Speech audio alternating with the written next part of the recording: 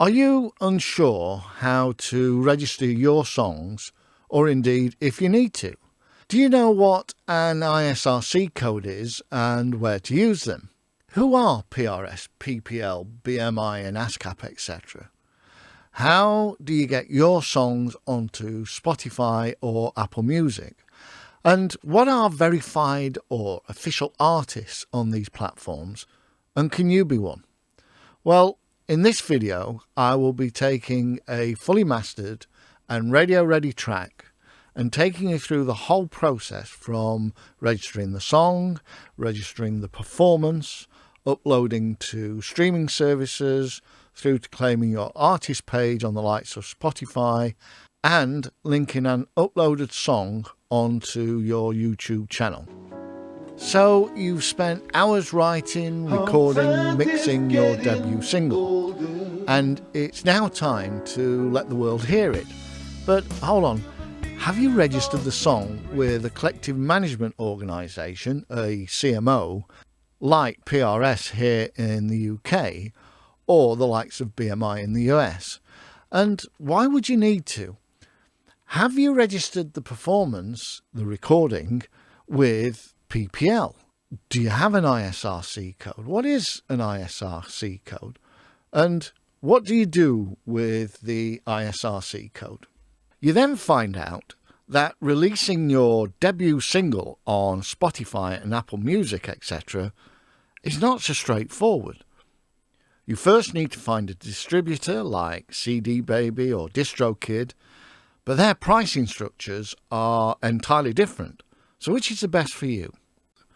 Then you find out that you can't set up an artist channel on Spotify or Apple Music until you've uploaded some music.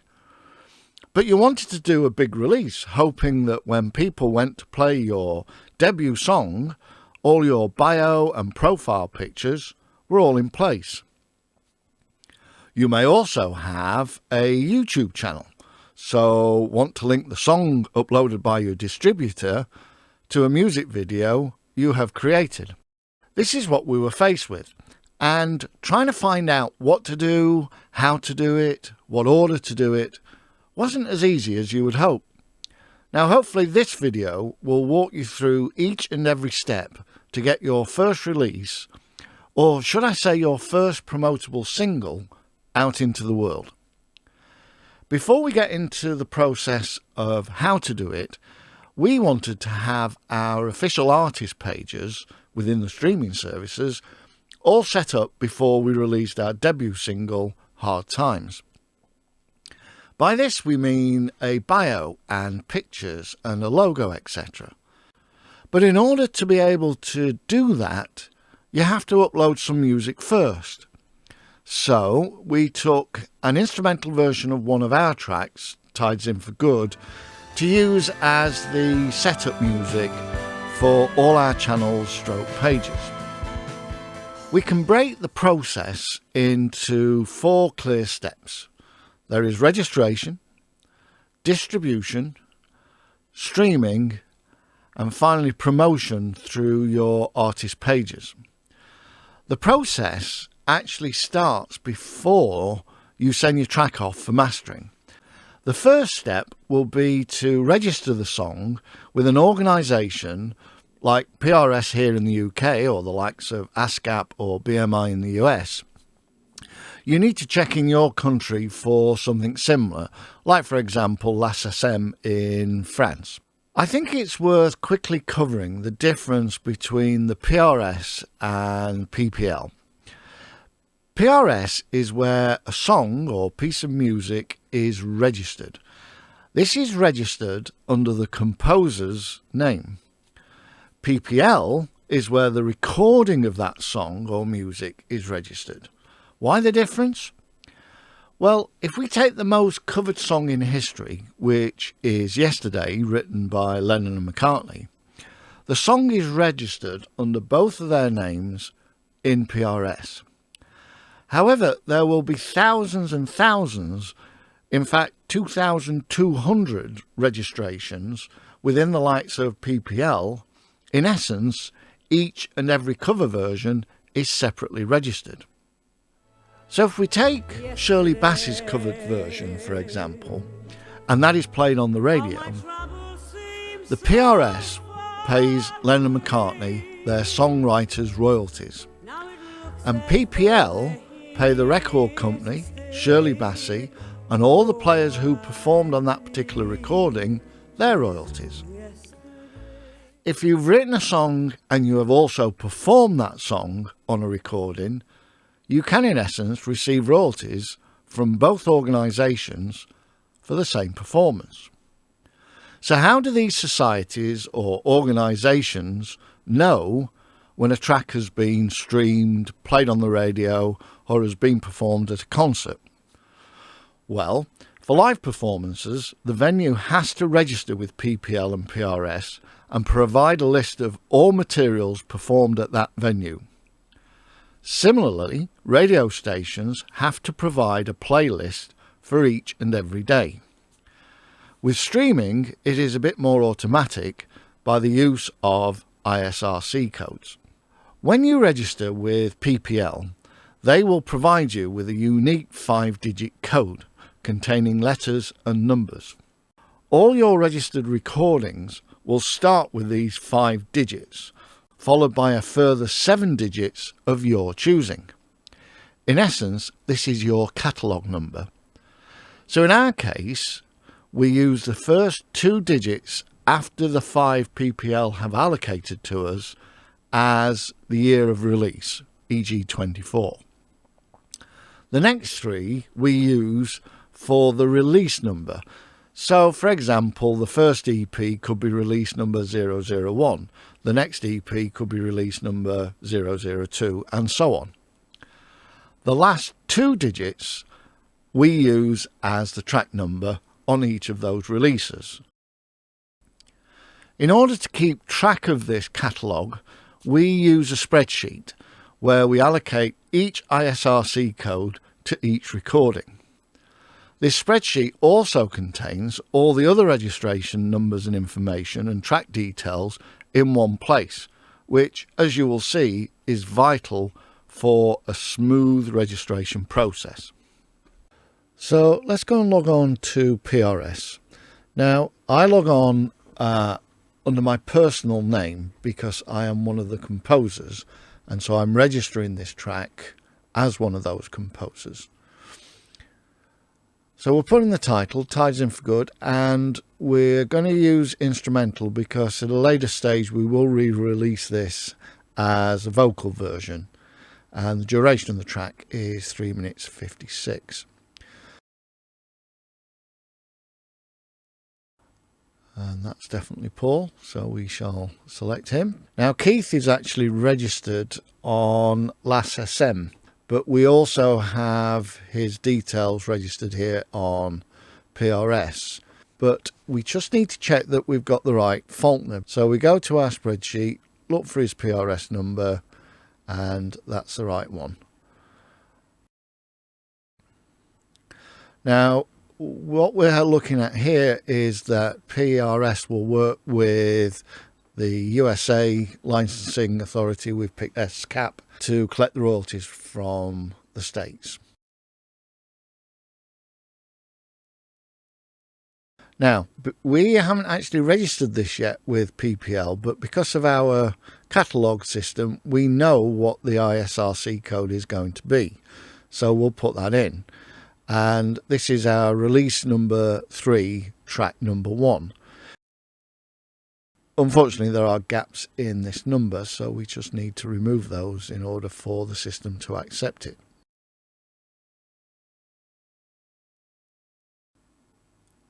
So that's it. That's as simple as that. And once we submit this, we then have to wait until we get an email from PRS to say that it has been approved and registered.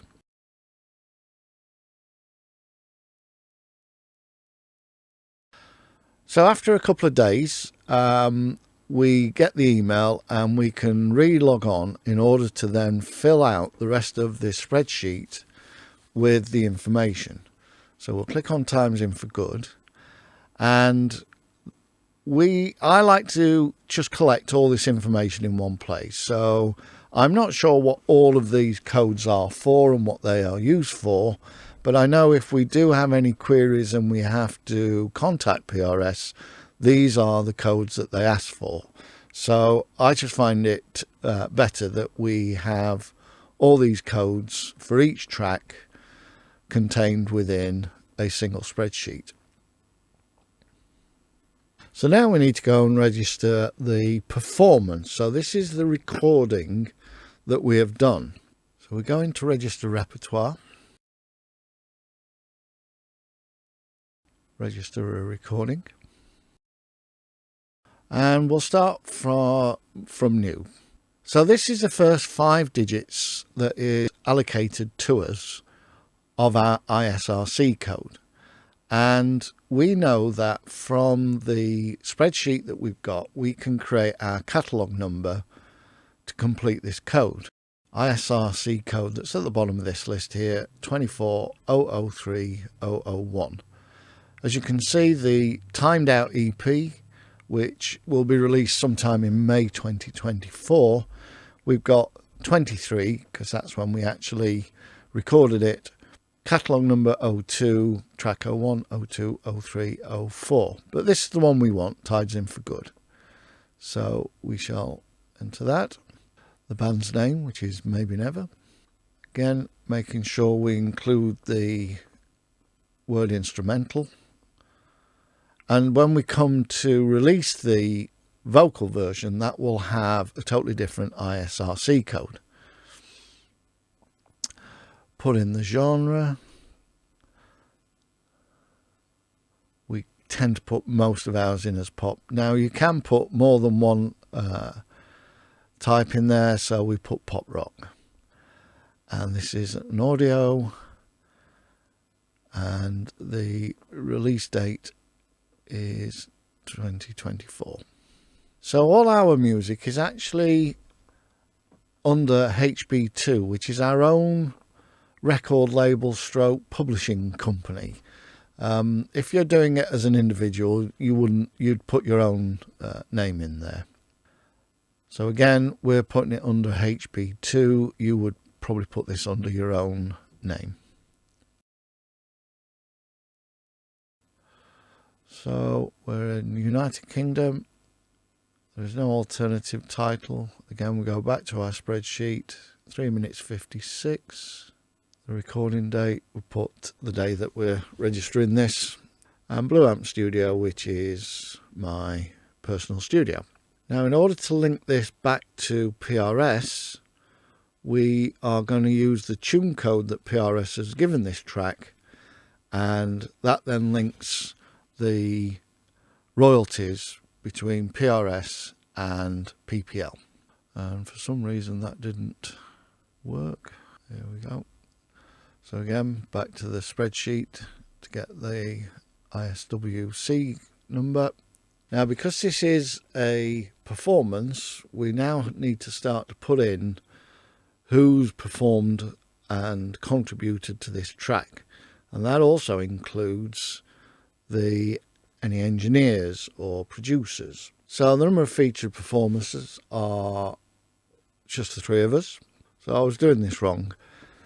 We need to put the name there, that's correct.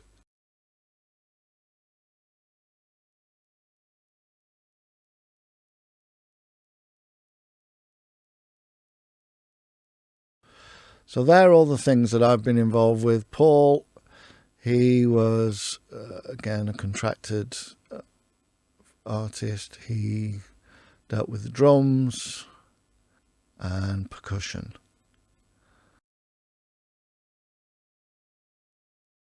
So this is where you register your engineers and it may be a programmer if you've used a programmer. So these are non-performing contributions. So again, here we're adding the 3 of us as composers.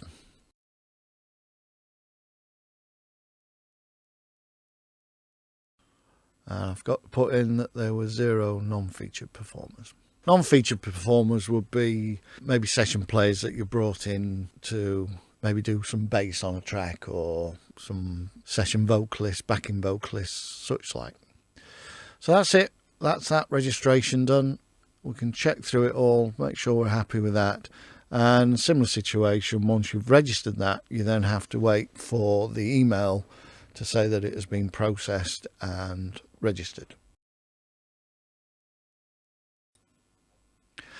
So now we need to upload the track to the distributor, and in our case we use CD Baby. So logged in here, we're going to add a new title. It's the same price whether it's a single or album. The reason we use CD Baby is just a one-off payment. So all the information that we've already put in, record label and the copyright owner is HB2. Then got to put in the genre of music, pop, stroke, rock. You don't have to fill these in, but it does help sometimes, so that when they're promoting or grouping, it groups it in the right type of music. Again, this helps to link it. Bearing in mind, just to get up our artist channels.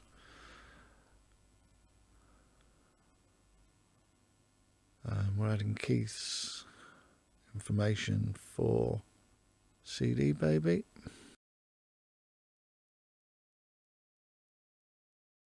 We have our ISRC code. Again, that's where that comes in. We want to go for all the outlets.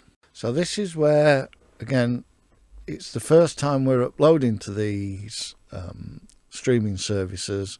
So this is why we want to then go and claim our artist profile. But we can't do that until this has been uploaded. Now, we'll leave those off for the time being. We can always go back and change this. I don't want to opt in for CD Boost. Don't want to pay for all those services at this time. Again, maybe we'll use that when we come to upload our single. So for this track, we've got a bit of artwork, and this is a little capture off the music video that we've put together that's on our Maybe Never YouTube page. Now, this is where I established some crazy situation. So our mastering engineer produces everything in 24-bit and Apple approved masters. So I thought, great, well, we'll upload those. The problem is CD Baby will only upload 16-bit tracks. So you kind of think, well, what's the point of having Apple verified masters if we can't upload through CD Baby to Apple Music an Apple mastered track? So I don't know whether CD Baby is going to change that in the near future. But at this stage, I was in a bit of a pickle because I'd had the tracks mastered to 24-bit. So having checked out that, I didn't really want to have to go back to the mastering engineer at this stage and get it remastered down to 16-bit, because that would have ended up costing. So I thought, well, we're going to have to find another way to render this track down to 16-bit. So I had to save that, even though we hadn't actually uploaded the music at this stage. You can do that. You can fill a lot of the data in and just go back once you've got the material that you want. So I created a new session in Pro Tools. I imported the mastered version that we had been sent, created a new track to print a version of the imported track by really adding on a dither so that I could dither the 24-bit version down to a 16-bit version. Once I'd done that, I could just go and check that the audio files were there, and they are, left and right. But I need to obviously have a stereo track, so we export the clip as a 16-bit interleaved stereo file, and then it was that file that I needed to upload to CD Baby. Problem is that all the metadata that was included in the mastered version isn't now included in this re-rendered version. But again, as this is just to get the channels established, I wasn't too worried. So now I have got a 16-bit version of the track. We had another go at uploading that file, and this time it was successful. Now again, we went for an immediate release on this because we wanted to get on with trying to get the channels set up. But it still takes a good number of days for each of the streaming services to get the track, get it uploaded and get it verified. You do end up getting an email from CD Baby to say that it's been done. So this is me just going through the payment process. And yeah, once they've sent you the email, then you can start to go and access the individual streaming sites to try and claim your channel. And that's what we're going to look at next. Now, this next step is simple and straightforward if you have already registered on the individual streaming platforms first. By this I mean going on to each of the streaming platforms and registering as an artist. This process is slightly different for each, but it is vital you register as your artist name or your band's name. So we had to register on Spotify as Maybe Never, Apple Music as Maybe Never, and so on. If you don't and you try and use your personal accounts, this doesn't work, as we found out over many lost hours of trying. So log on to your distributor and you will find a page or list of the streaming services it can access for linking to artist pages. So let's take YouTube. We have a channel registered as Maybe Never, as well as this channel that you're watching now, which is The Making of Maybe Never. If we go to the section on CD Baby, claim an official artist channel with YouTube, it will ask you for access using your Google accounts, something you must have in order to have a YouTube channel. As you can see, we have several channels, so make sure you pick the right one. In this case, Maybe Never. Now, you need to grant CD Baby the permission for access, and that's it. Now, it can take several weeks for the process to complete, which is why we're doing all this with the instrumental track, as we wanted to make sure that all this is done and in place before the release of our single Hard Times, which is due to be released on the 26th of April 2024.